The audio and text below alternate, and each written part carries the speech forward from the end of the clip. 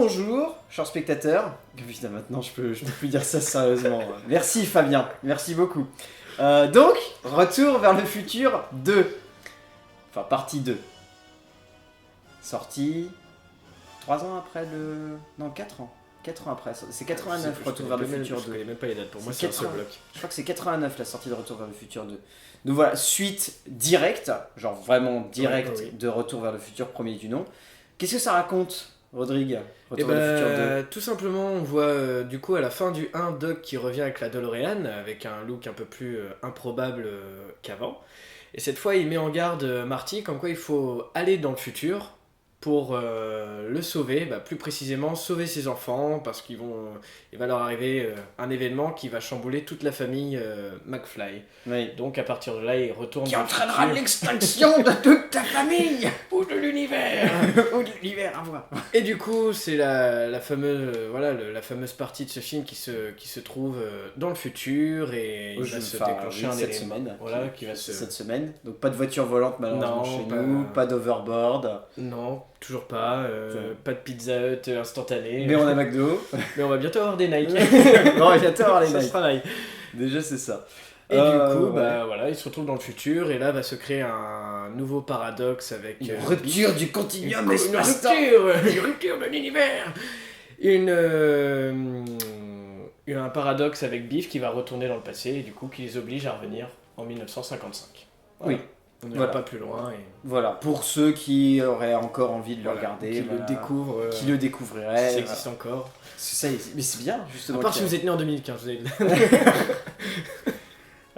Donc, Retour vers le futur 2. Donc là, c'était un petit peu, on va dire, un tournant dans la série. Parce que autant le premier pouvait se regarder comme un one-shot, autant à partir du 2, là, on est vraiment sur quelque chose de continu. C'est-à-dire qu'il y a le parti pris de reprendre vraiment la fin du 1 et de la juxtaposer avec le 2, de vraiment faire le lien.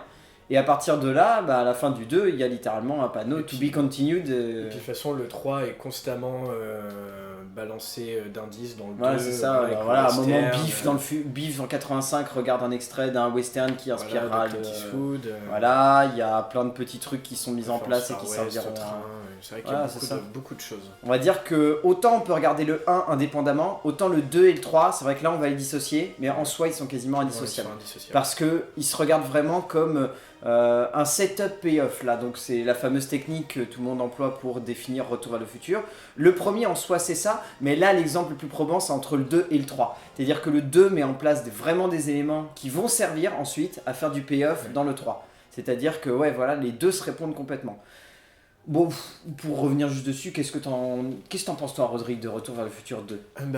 De loin, mon préféré, étant donné que c'est la grande scène du futur, on s'en amuse encore aujourd'hui à le revoir et à retrouver des indices sur les créations, les idées qu'ils ont eues, à tel point que maintenant on en est même arrivé au point où on essaye de calquer notre futur à celui-là et de trouver des similitudes, ça devient vraiment amusant. Bon, pas de voiture volante, pas d'overboard comme on disait. Voilà, bon là on va avoir des Nike. On va avoir des Nike déjà, c'est pas mal. C'est On va déjà avoir mal. des Nike. Et non, c'est totalement jouissif comme film, sachant qu'il y a quand même ce parti pris de devoir revenir dans l'histoire du 1. C'est ça, c'est que la partie du futur ne prend au final qu'un quart du film. C'est relativement court. Et le reste se passe vraiment en 1955 avec ce paradoxe qui fait que Marty se retrouve avec son Marty. Ouais, c'est ça, avec son Marty et en plus qui essaie lui de faire en sorte que ses parents aient ensemble. Enfin voilà. Moi je trouve que c'est très très bien foutu. C'est génial, c'est absolument grandiose. Cette fin est géniale. Voilà, je suis de retour du futur. I'm back to the future.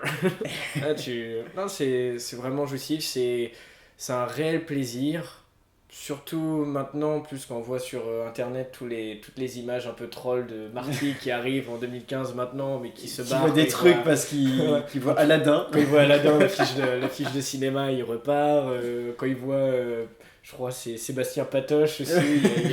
Voilà, bon, c'est absolument génial. Ouais, moi je trouve le deuxième quand même moins bien que le premier. Je trouve que le 2 est tout aussi inventif, mais qui manque ce petit truc qu'il y avait dans le premier qui était vraiment surprenant. Après, c'est du détail, voilà, c'est vraiment très con à dire, mais ça reste vraiment du détail tellement ce film est quasiment parfait. Enfin, voilà, du début à sa fin, il est parfait. Enfin, puis quand tu regardes qu'à l'époque, quand il est sorti, en 89. Toutes les critiques l'ont descendu, mais d'une force monstrueuse. Genre, ils qualifiaient ce film quasiment de nanar. Oui, Libération a ressorti sa une en mettant leurs critiques justement dessus. Qui, quand même, la critique disait qu'il y a parfois des suites qui ne valent absolument pas le coup. Et la bande de Spielberg vient de livrer la pire suite de l'histoire du cinéma. Un nanar en puissance, un foutage de gueule monstrueux. Enfin, c'est scandaleux de voir des trucs comme ça, quoi. Alors que c'est l'un des films les plus cultes de l'histoire du cinéma et qu'à l'époque, il ait pu être taxé de nanar, c'est hallucinant. Enfin, en tout cas, ouais, le film est vraiment très très fin, très très intelligent. Cette idée, voilà, d'aller dans le futur pour revenir dans le passé, pour revenir dans les mêmes événements que le premier, c'est vraiment hilarant, quoi, parce que ça crée des situations que... En plus, on connaît, résultat, on les connaît ces situations du 1, vu qu'on a déjà vu le 1. Et résultat, le fait d'être replongé du point de vue du Marty, de l'autre Marty, oh la vache, c'est ça, bordel. Du point de vue de l'autre Marty, et de revenir à cette époque-là, et de revoir les mêmes séquences que le premier, mais sous d'autres angles, c'est super bien, quoi. C'est vraiment cool.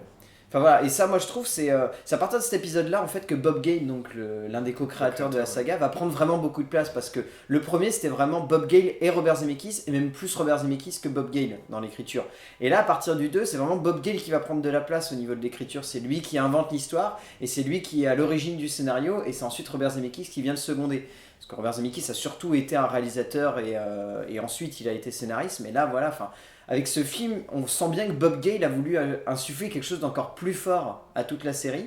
Et moi je trouve que ça rend vraiment bien au niveau de l'écriture. C'est très équilibré, c'est très fin, ça passe à 200 à l'heure. Enfin, encore une fois, on va le dire, mais c'est des films qui... Il passe, on a l'impression que c'est à peine 1 heure, quoi. C'est ça, c'est ouf. Ça défile dans le temps. Voilà, non mais ouais, enfin, moi je trouve vraiment le 2 très équilibré. Et puis moi, ce que je trouve vraiment qui marche bien, c'est que là, Doc commence à prendre un petit peu plus de place. Contrairement au premier où il était vraiment un personnage secondaire. Moi je trouve à partir du 2 il va commencer à prendre beaucoup de place. Ouais. Et puis t'as le 3, on en parlera, enfin, il a la place centrale du film quasiment. Ouais. Mais moi je trouve déjà à partir du 2 ils arrivent à lui donner un petit peu plus de place. Et moi je trouve que ça marche bien parce que c'est vraiment le personnage qui a le meilleur capital sympathie, quoi, au niveau de l'écriture, au niveau du caractère qu'il a. Enfin... Je l'avais pas vu comme ça, parce que moi, à chaque fois que je le vois, c'est un duo, quoi. C'est le personnage de Doc est indissociable de Marty et vice versa. Donc c'est vrai que non, j'ai pas prêté attention à cette émancipation. Et puis forcément, dans cet épisode-là, ce qui est très très bien fait au niveau de l'écriture, c'est là où il y a vraiment un personnage de Biff qui est vraiment mis en avant, quoi. Enfin, autant dans les précédents épisodes, c'était, on va dire, c'était l'antagoniste, tout simplement. C'était simplement l'antagoniste. Là, il devient vraiment un personnage à part entière, c'est-à-dire qu'il y a même des moments où on s'est rendu compte presque qu'on avait de la tendresse, quoi, pour ce personnage-là. À vrai dire, il a une construction tout à fait logique, quoi. C'est pas le méchant. Dans le 1, il est vraiment caricatural, voilà, du méchant pour être méchant. Il faut, voilà, il y a Marty qui est cool, donc alors il faut un méchant forcément antagonique, méchant. Alors que dans le 2, on se rend compte que finalement, c'est une personne qui essaye de réussir, qui a envie de sortir avec Lorraine et qui y arrive pas. La mère de Marty. Ouais, c'est ça, mais il n'y arrive pas. Voilà, c'est bon, c'est un personnage où c'est vrai qu'on se prend d'affection pour lui. Il y a une logique, surtout quand on revient dans le présent alternatif du 85.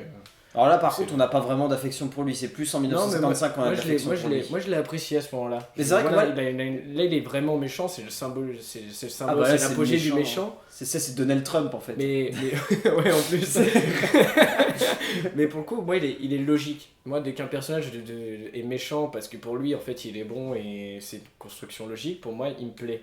Si un méchant est méchant parce qu'il a envie d'être méchant comme dans Disney, il n'y a aucun intérêt pour lui. Oui, voilà, c'est clair. Là, ça part. Donc là, ouais, Biff, il y a une profondeur. Il y a une profondeur, il y a un décor de ce personnage qui est vraiment intéressant. Non, et puis je trouve vraiment... même le Biff de 2015 est vraiment un personnage décalé et drôle, quoi. Il a beau faire une action qui va tout changer et qui est vraiment à la base du malheur, on va dire, de Marty. Il est drôle, quoi. Enfin... Oh, oui, le côté papy... Papy vieux bougon. Voilà, avec sa canne. J'ai déjà vu ça quelque part.